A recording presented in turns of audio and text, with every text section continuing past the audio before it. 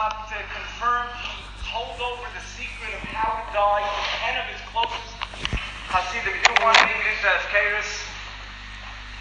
And they started with the production. In the first year itself, the Rebbe was zeicher to dye 10,000 pairs of tzitzis. He gave it to all his Hasidim, and to the Breslover Hasidim also accepted it. But that was about it. Although if you look at his Sfarim, the display of Bekias is frightening. It's oyim. But Lamaisa is, the G'dayli Adar didn't accept it, to his chagrin. The Yeshua Kotne, the Yeshua Smalchai, who was a godlum at the time, sent him chuvas with a lot of kashas. The Beis Halevi didn't accept it. The Chofetz Chaim didn't accept it. The Aruch HaShulchan didn't accept it. The Yitzchak Elchanan got away from it, but he didn't accept it. The only one who was rumored to have put it on B'tzina was the Maharsham, who was one of the Gdolei HaPoskim at his time. He did it B'tzina. The Rebbe lived for 1 year after he came back. In 1892, he wasn't 52 years old yet, and he was sick, got sick, and he was nifter. His son, the mordchai, Elazar Yosef Elazar, took over being the Rebbe, and he put out the Sefer, which is probably the most comprehensive Sefer of the three Sfarim he put out. It's called the Ein techeles.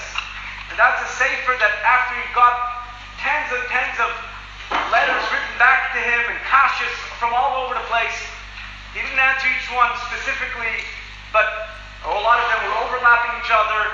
But what he did was he wrote this kuntris, a sefer, that he answers up all the kashas that he feels were asked on him, and it was printed by his son after his patira. His son was nifter in 1929, and then the last one of the Radziner dynasty was Shmuel Shloime, who was known as Rav Shloime Radziner. He took over as Rebbe, and he continued with the production of the techeles until 1941. In 1941,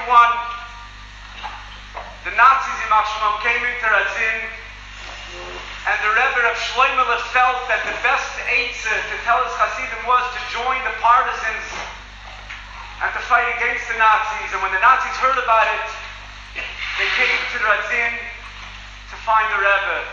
And the Rebbe was advised to escape to the nearby city of Vlodove, which he did. The Nazis came in and they started shooting up the town. Then they stopped and they said, "Bring the Rebbe here, we're going to continue." The Rebbe didn't know about this. A very close, the Shamish, the Gabbai of the Rebbe, Rabbi Yaakov Wolf, without hesitation, ran to the Rebbe's house, put on the Rebbe's kapota, put on his straddle, and he ran to the Nazis. And they shot him on the spot. For a few days this lasted, until somebody obviously told the Nazis in Machshemam that it was just, wasn't really the Rebbe, and that the Rebbe ran away to Vlodove. And so they sent the Gestapo down to Vlodove, and they did the same thing in Vlodove. They came in, they started shooting up the town, and when the Rebbe heard about it, he was devastated at what happened in Radzin, and he decided he's going to give himself up. He went to the mikveh, he said vidui, and he put on his Zayda's first talis that was ever made from techeles, from his grandfather, and he went over to the Nazi line.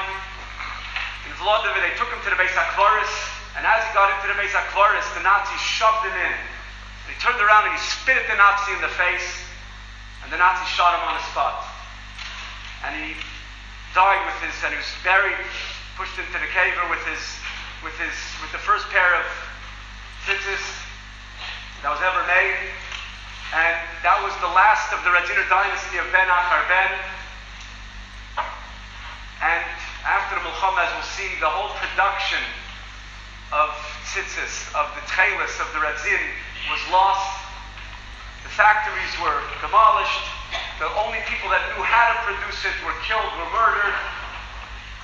And so we'll see that after the Milchama, how they got it back again They had a interessant way how they got back the production again. They went to chemists.